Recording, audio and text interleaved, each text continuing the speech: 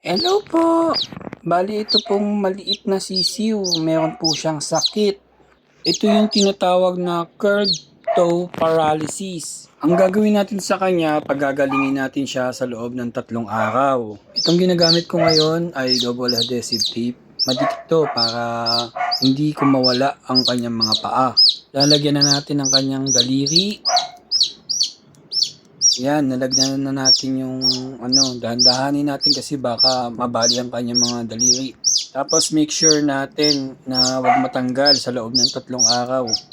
Tapos itong kabilang paa naman para pantay, kailangan pantay para maganda yung kanyang paglakad.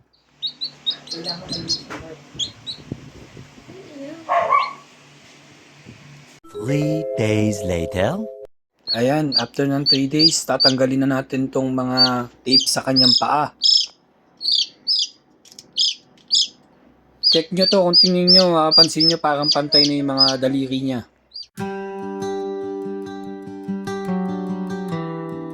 Ayan, tingnan natin kung makakatayo siya ng maayos. Mapapansin nyo, wala na yung pamamaluktot ng kanyang mga Sky's daliri. gone red. Thank you daw po, sabi ng sisiw.